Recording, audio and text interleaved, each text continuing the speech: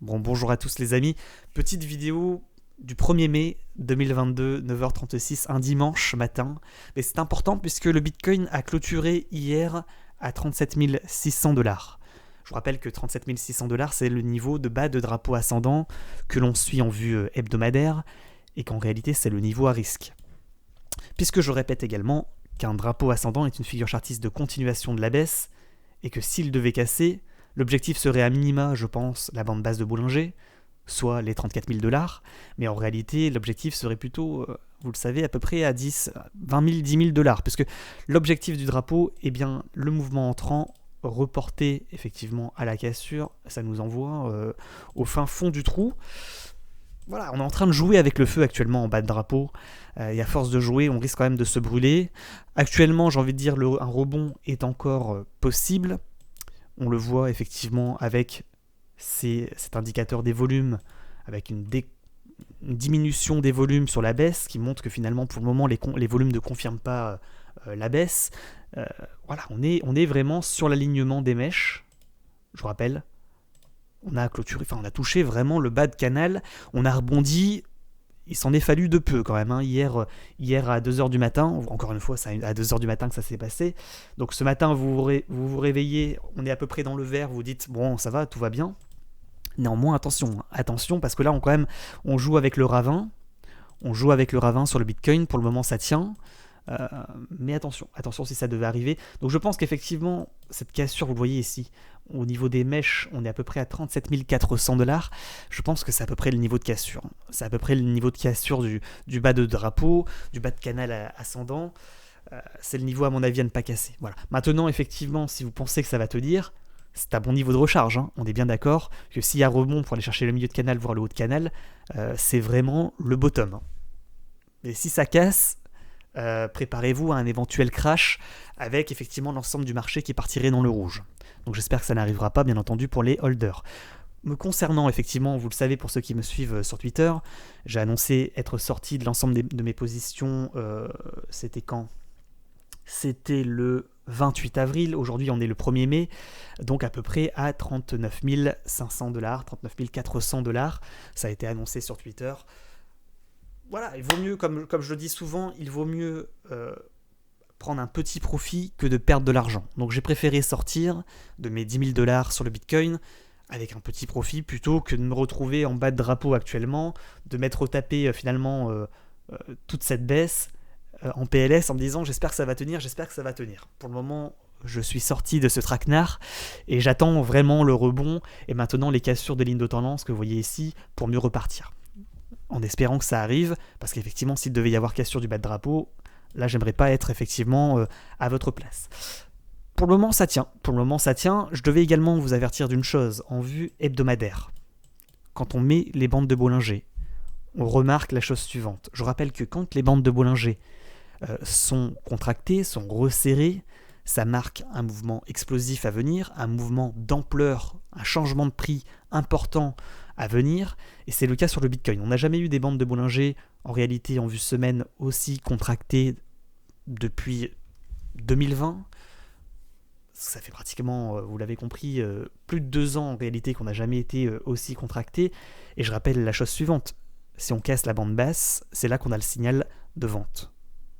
Et le mouvement la direction du mouvement se fera à la baisse. A l'inverse, si on casse la bande haute, située à 50 000 dollars, le mouvement sera également d'ampleur, mais non pas à la baisse, mais à la hausse. Pour le moment, vous le voyez, on est plutôt en train de tester la bande basse de Bollinger. Voilà, ça c'était une petite aparté, donc attention, si ça devait la casser, le niveau est situé à peu près à 33 000 dollars.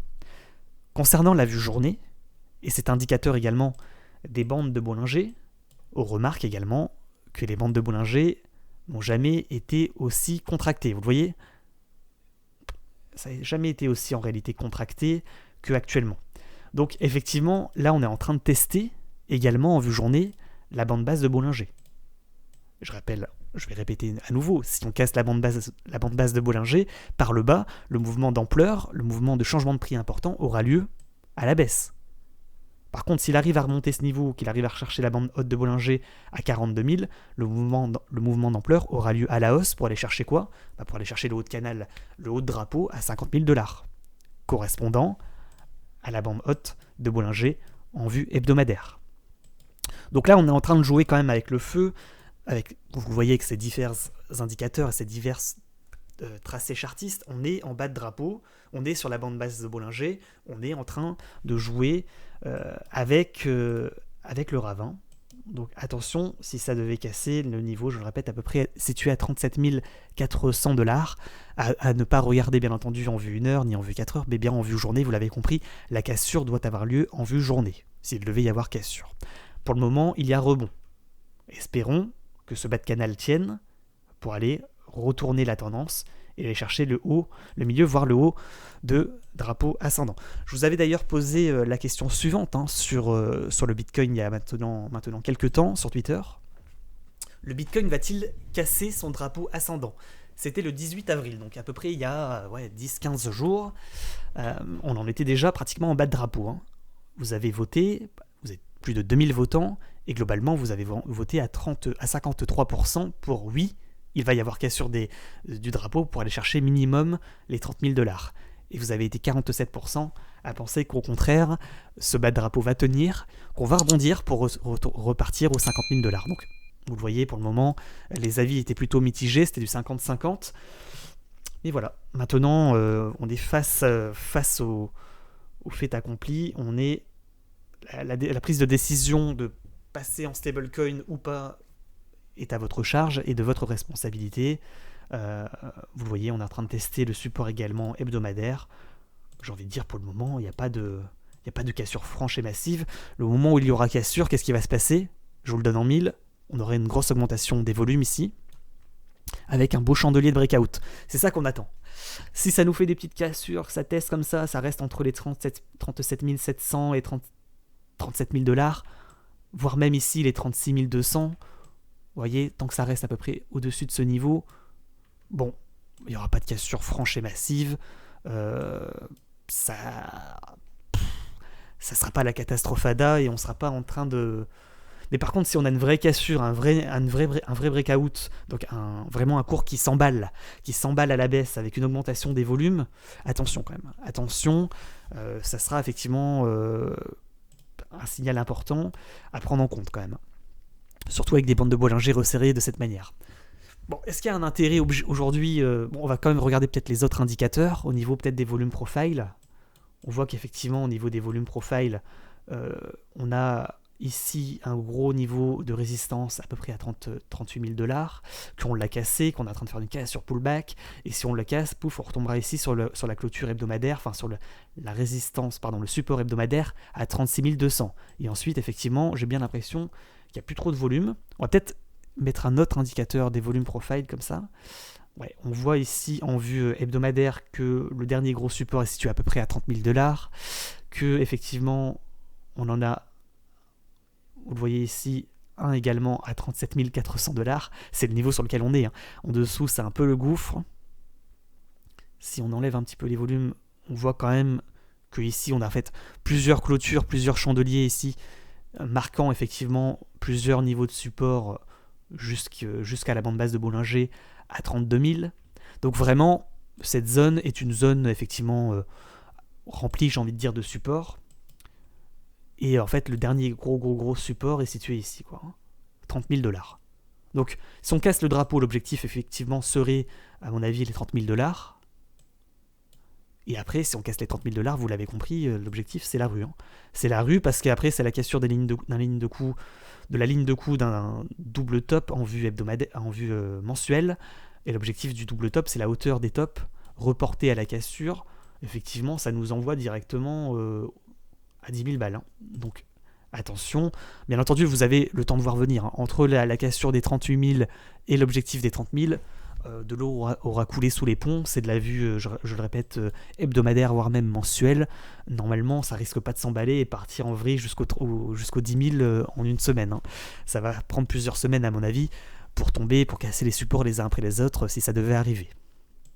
Concernant les volumes, les moyennes mobiles exponentielles, en vue en vue hebdomadaire, on voit qu'on est sous le ruban. Pour le moment, il faudrait repasser, ça nous dit, au-dessus des 42 000$ pour aller chercher la bande haute de Bollinger à 50 000. Pour le moment, on est plutôt à la baisse en train de tester le support. Je pense peut-être qu'il faudrait aller chercher la bande basse de Bollinger quand même. En voyant cette vue, les 33 000 $ me paraissent, je ne vais pas dire inévitables, mais voilà, ça serait l'objectif quand même. On verra. En vue journée, on voit qu'on est également sous également les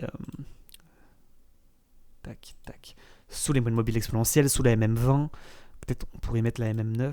Ouais, mais on est sous vraiment l'ensemble des moyennes mobiles. On n'est pas non plus très écarté de la moyenne. On n'est pas vraiment écarté de la moyenne. On est plutôt en train de tester la bande basse de Bollinger, la cassure par le bas là, mais en réalité, on n'est pas totalement en survente actuellement. C'est pas à un prix à 37 900, on n'est pas en survente complet en se disant ça y est, ça va repartir parce qu'on est en survente. On est vraiment plus ou moins sur la moyenne en réalité, que ce soit en vue hebdomadaire, en vue journée, même en vue 4 heures je pense, non, en vue 4 heures, ça nous dit qu'on pourrait repartir aux 38 800, chercher la moyenne mobile 20 périodes à 38 800. Bon, on n'est pas hyper explosif à la baisse en vue 4 heures, donc ça pourrait prendre quelques temps à mon avis avant de casser, si ça devait casser les 37 400, ça pourrait prendre un petit bout de temps quand même. Bon, sait-on jamais, parce qu'en vue journée quand même c'est assez resserré, d'autant que la clôture hebdomadaire a lieu, vous le savez, dans 16 heures, donc c'est ce soir, c'est ce dimanche. Voilà, on verra si ça tient ou pas, faites la prière peut-être chez vous. En tous les cas, on va s'arrêter là. Je vous ai averti potentiellement, effectivement, qu'on était en bas de canal. À vous de prendre vos responsabilités. Espérons que ça tienne et que ça rebondisse et que finalement ce soit le bottom et que tout ça soit un mauvais cauchemar pour mieux repartir. Voilà, c'est ce que je souhaite effectivement pour les holders. Bon dimanche à tous. Profitez bien de votre dimanche et on se retrouve peut-être ce soir à partir de 20h, 20h30 sur Twitch. Ciao, ciao.